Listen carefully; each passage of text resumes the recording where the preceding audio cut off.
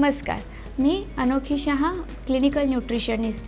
आज आपल्या नाशिक प्रेक्षकांसाठी छान असा टॉपिक घेऊन आली आहे, पावसाळा आणि आहार.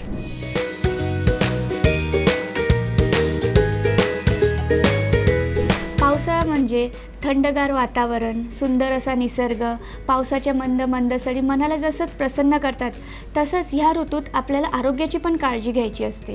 कारण ह्या ऋतूत सर्दी, खोकला, ताप, पोटाचे विकार किंवा मग टायफॉईड, मलेरिया असे बरेच रोग उद्भवण्याची शक्यता असते. तर ह्या एपिसोडमध्ये आज आपण बघूयात की पावसाळ्यात कोणते रोग होतात, आपल्या शरीरात काय काय बदल होतात ते, तसेच ह्या रोग टाळण्यासाठी आपण काय काय अवॉइड केलं पाहिजे आणि काय काय शरीरात पोषक द्रव्ये आपल्याला घ्यायची आहेत. चला तर मग जाणून घेऊया आपला पहिला टॉपिक, शरीरात ह्या काळात काय काय बदल होतात.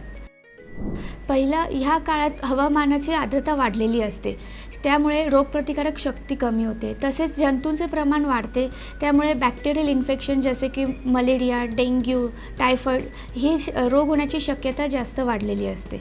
तर आजच्या या एपिसोडमध्ये आपण बघूयात की शरीरात काय काय बदल होतात ते, आपल्याला काय टाळायचे आहेत आणि काय काय पोषक आहार घ्यायचे आहेत. तर चला मग आपण बघूयात आपला पहिला टॉपिक, शरीरात काय काय बदल होतात ते. पहिला म्हणजे ह्या काळात हवेतील आर्द्रता वाढल्यामुळे पचनशक्ती खालावते. या काळात जंतू, विषाणू, बॅक्टेरियाज यांचे प्रमाण वाढते, त्यामुळे दूषित अन्न आणि पाणी दूषित होते, त्यामुळे आजारांचे प्रमाण वाढत आहे.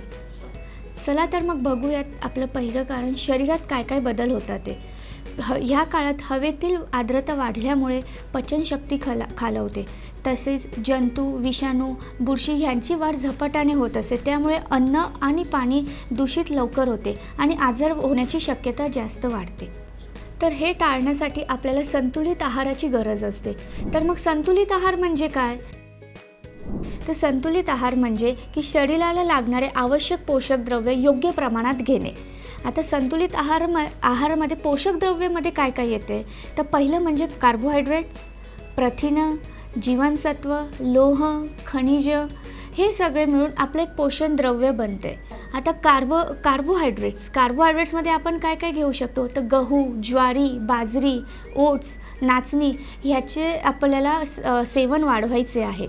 त्याचप्रमाणे प्रथिनांमध्ये मूग डाळ, तूर डाळ, उडदाची डाळ, वेगळे राजमा, सोयाबीन ह्यांचं प्रमाण आपल्याला वाढवायचं आहे आपल्या डाएटमध्ये. तर आपण कार्बोहायड्रेट्स घेणे का गरजेचं आहे पावसाळ्यात?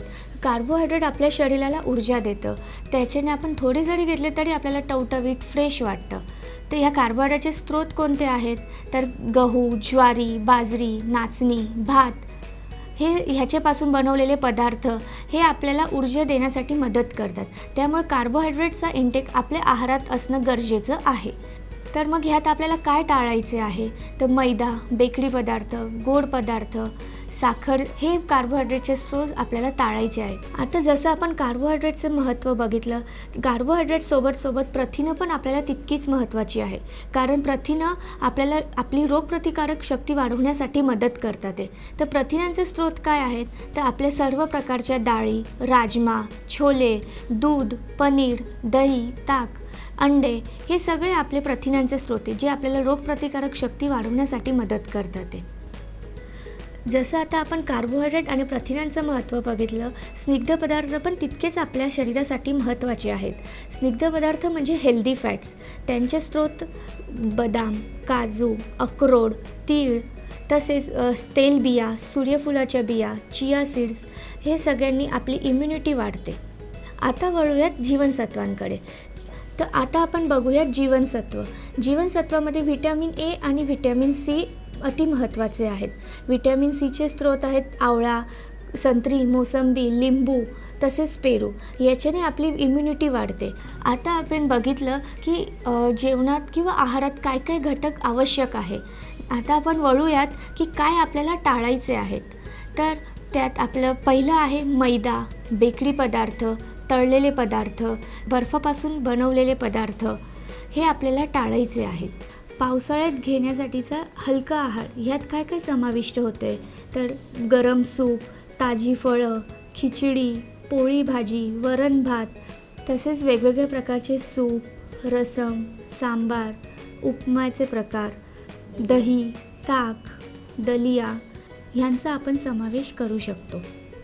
आपण बघितलं की पावसामुळे शरीरात काय काय बदल होतात ते, तसेच आहारात काय बदल करायचे आहेत, आहारात कशाचा समावेश करायचा आहे आणि काय काय टाळायचे. तर पावसाळा आणि आहार या विषयाबद्दल जर तुम्हाला काही शंका असतील तर स्क्रीनवर दिलेल्या ईमेलवर किंवा मोबाईल नंबरवर तुम्ही आमच्याशी संपर्क साधू शकता व आपली शंका विचारू शकता. आम्ही नक्कीच तुम्हाला याचे उत्तर देऊया. आता आपण भेटणार आहोत छान टॉपिकसह आपल्या पुढच्या एपिसोडमध्ये. तोपर्यंत बघत राहा आपलं नासिक.